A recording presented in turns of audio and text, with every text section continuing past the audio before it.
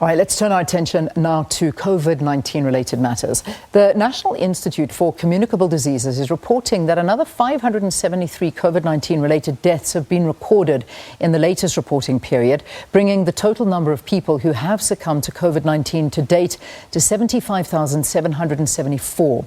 It has also recorded 7,502 new COVID-19 cases in the country in the last 24 hours, with KZN accounting for the highest number of new infections.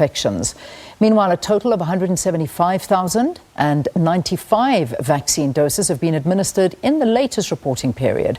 Professor Tulio De Oliveira is from the University of KwaZulu-Natal's Research and Innovation Sequencing platform, KRISP. He's with us now to dissect some of the latest trends as well as issues related to the vaccine. Good to have you, Prof. Thanks very, very much for joining us. Yeah, good morning, Leanne, and good morning to all your viewers. Yeah. So let's get the latest from you. I mean, you know, we've been chatting progressively over the time, and obviously we're still in or moving out of the third wave. What are your observations? Where do you think we are at a country right now? Okay, so just to highlight is that in the end, this virus is much more persistent that we always expect. Yeah. So, for example, at the moment, we are not sure where we are in our third wave. As most of our viewers will understand, the very fast decrease of the third wave has slowed down and it's almost starting to flatten. Yeah. And in the last couple of days, a lot of disturbing information, especially from the Eastern Cape, a very increase of number of deaths, as you just report, close to 500. That's quite a lot for South Africa. We would expect at that moment to be much less deaths. Yeah. So unfortunately, what we are seeing, it is what we have predicted. Yeah, is that the third wave would move from the inland provinces in the middle of the country to the coastal provinces. Yeah, and unfortunately, that's what we are seeing both on the Western Cape, KwaZulu-Natal, but quite worrisome in the Eastern Cape because the health system there it is not very strong. Yeah, and you know the observation as we talk to the deaths, and obviously we keep hearing from medical professionals that you'll see the infections quite high, and then of course you'll see the deaths coming through at a later stage. Is this what we're experiencing now, where we start seeing the deaths higher and the reporting of those numbers, although they have been high for quite some time? Yes. It's exactly that, especially because normally deaths will follow around 2 weeks cases, and that is what we really worry, because that's not just about numbers. Now we are talking about family members, friends, colleagues, and that's also traumatizing for the population, but also for the healthcare workers.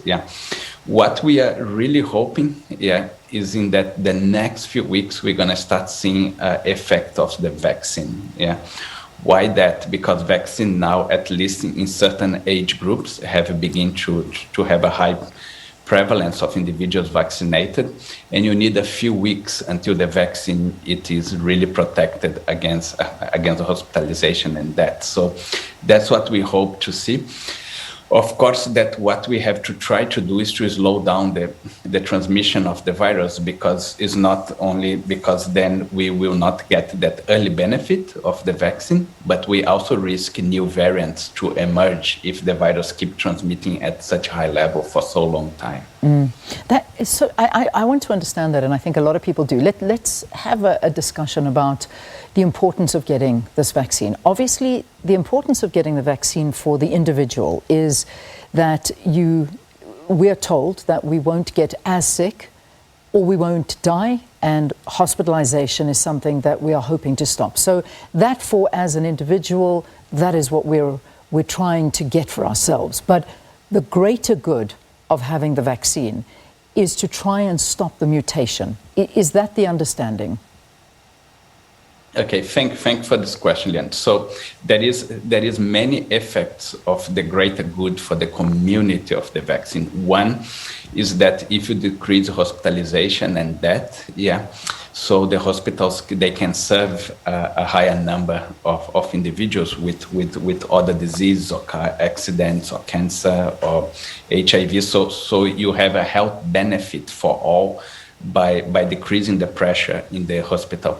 You also have a massive economic benefit, for example, because then you avoid lockdowns. You can also start stimulating some of the industries that have been suffering a lot. For example, the tourism industry, as many people is aware now in Europe, the tourism industry is advancing very fast, and mostly because the vaccine, even in France now they have this vaccine passport to try to increase like people going to restaurants, hotels, and traveling. So you have a massive economic benefit, And then what you also have is that people that, the vaccine also cut infections, not as effective as hospitalization death. Hospitalization death is in the high 90s, but it cut close to 50% of infections.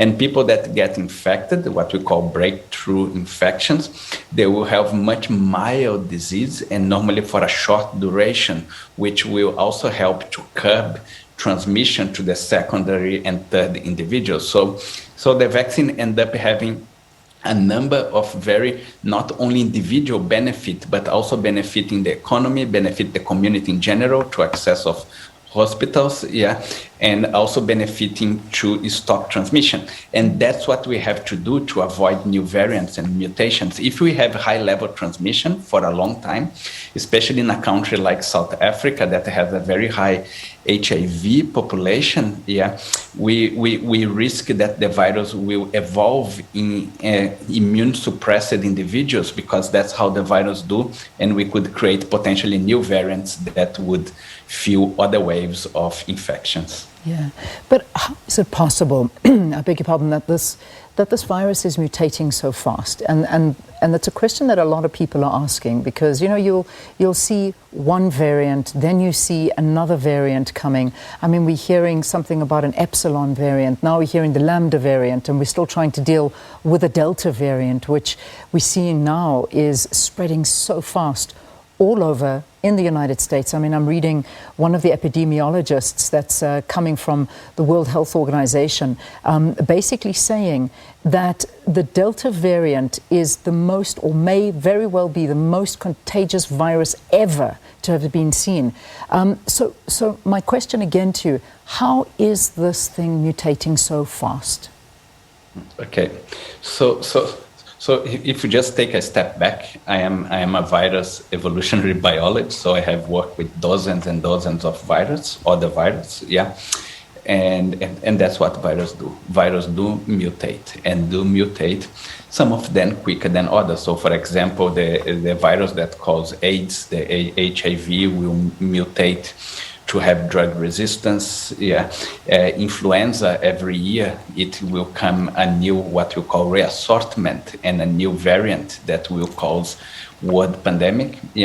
And unfortunately, that's what we are seeing with SARS coronavirus. So SARS coronavirus is keep mutating, and why it's keep mutating and these variants that are more transmissible emerge is because we have failed as a globe to control the pandemic. And that's again why it's so important more than ever to not leave any country behind on both vaccination but also prevention and control, because then we risk these variants emerging. So for example, the Beta have emerged in South Africa, the Alpha in the UK, the Delta in India, the Gamma in Brazil. So we are talking about 4 continents: Europe, Asia, Africa, and South America. So it's not a specific thing from a given region. In relationship to the Delta variant, is extremely transmissible. That's why it went to dominate all our infections in South Africa. And what's happened, for example, now in Zimbabwe is quite tragic. Very high number of deaths there. Botswana has some of the highest infection rates once you control through population. So this Delta is dominating not only in South Africa, but Southern Africa. And the US now is beginning to really cause havoc, especially in pockets of unvaccinated individuals. If that's the most transmissible virus, in the world? The answer is no. Yes, some viruses like measles are much more transmissible than that. But what we can see, it is a virus, a coronavirus that was already transmissible, becoming more transmissible than itself. And that's why we keep having these waves after waves of infection.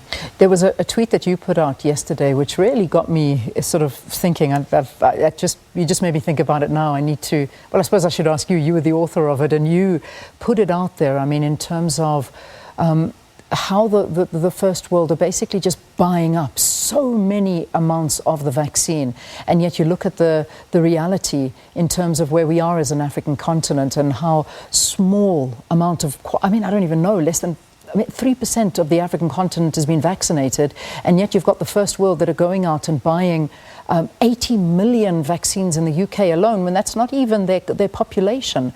It doesn't weigh up at the end of the day, where the only way to get this under control is if you have this mass vaccination. So, at this rate, we're never going to get this under control. Yes, that's true, and I wouldn't even call them the first word. I would call them the selfish word, because the level of selfishness, it is absolutely shocking. For example, the UK just signed to buy 210 million vaccine doses, but they only have a population of 66 million, which 80% already has been vaccinated. When they do that, what it happen? It's a process of stock control. They cannibalize the stock that is being produced. And make countries that, for example, African countries or South American countries that are paying for the vaccine not to get access, because that's unfortunately the law of the market. You will sell for people that buy the most and most in advance. So it is not only selfish; it's almost criminal, because most of the population now are protected from disease and hospitalization. As you see, they just had the Euro Cup there, full stadium, full holiday place. And then here in Africa, and which South Africa is a little bit luckier than the other African country, because could at least buy vaccines in advance. But other countries, they have a very weak health system with very, very important number of healthcare workers dying, and with almost no support from the international world to not only to support with donations, but even if you have the money to buy, you cannot get stock. So it's almost criminal what's happening, and we have to be quite activist on that. Professor, having said that, there's still a lot of hesitancy amongst a lot of, and let's bring it all back to just focus on South Africa. There's still hesitancy among South Africans to not want to have this vaccine. I sit in large groups of people and we have these conversations. Well, not too large. I have to confess that I'm not socializing much at all these days. It's insane. But you just sit and you have conversations with people, and it's quite a difficult conversation to have, because you get a lot of people that say, I will not have that vaccine. And there are others that are like, well, then, I don't want to mix with you if you don't have the vaccine. So there are people that are so for the vaccine, and a lot of people have theories about what this vaccine does to you. And this is where we're at a lot. And there are a lot of people that are hesitant. Is this justified? Okay, so the important thing is to break what you call this category in two different categories. You have the anti-vaxxers that have all kind of conspiracy theories, and some of them are unimaginable how complex they are. These ones are very, very, very difficult to convince to take the vaccine, because they are just in another world with all these ideas. And then you have another category, that's people that's hesitant. What it means that they are not so sure. And this one, what the world have shown is that as vaccine increasing prevalence in the given countries, a lot of the hesitant people decide to take the vaccine. Why that? Because they see many of the colleagues, friends, family that took the vaccine and nothing happened to them, and they are back in normal life, and they want to socialize. And that's the one that one have to focus, because that's the bulk of the population that may not want the vaccine. And for that ones, the best example is positive example is people showing that they got vaccinated and they are fine, and that when in case someone get infection, they don't get infection close to them, or they don't get sick. One of the very sad things that's happening around the world, is people that are hesitant and become sick and get very severe hospitalized, how they themselves start crying and say, why I did that to myself. And unfortunately that's happening, and of course would be better that this do not happen, and people decide to get a vaccine before they have the chance to do that for themselves, especially if they are just hesitant. Yeah, I have seen that. What about children? That's still a big question. And, I've seen a lot of countries around the world saying, vaccinating children from 12 years and up, and if not younger. Is there enough research out there, Prof, to allow us to go that route and to start vaccinating children? Yes.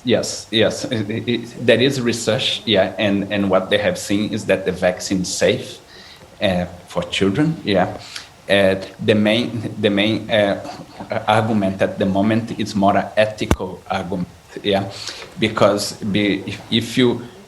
Because children are very unlikely to develop disease. Normally, as SARS-CoV-2 develop of pneumonia, hospitalization, and that's associated with age and comorbidities. So children are young and they tend not to have comorbidities. So it's almost that at the moment would be much more ethical and fair to make a vaccine stock available for the population that's likely to develop disease or that's in the front line of this pandemic. And then after that to move to vaccinated children. And that's something that both the World Health Organization, ourselves as activists, and the Africa CDC do support that kind of argument. Let's first make vaccine available to the whole world for the people that need the most, to save lives and also avoid this virus to keep evolving. Yeah, all right. Prof, got to leave it there. But as I wrap this up, it's hard to talk about this because we're already in we just try, as you say, it's hard to tell where we are in this third wave because of, the different spots and areas. But there's already talk of this fourth wave coming December. Are your graphs showing the same? Is that where you think at the rate of vaccination in South Africa, do you think we will be entering into a fourth wave by then? Thank you for that question. So if we're going to get a fourth wave, yes, it's likely that we're going to have a fourth wave because this virus comes in waves. But what we want to do, what would be the best case scenario is to have a fourth wave that only involve infection numbers smaller than the third and the second wave, which then with very low death numbers. So, for example, that's what's happening in the United Kingdom at the moment because they have vaccinated 8% of the population. The fourth wave is even bigger than the third, but the number of deaths is really, really, really small. And that's also happening in Denmark. It's also start to happen in Belgium and so on.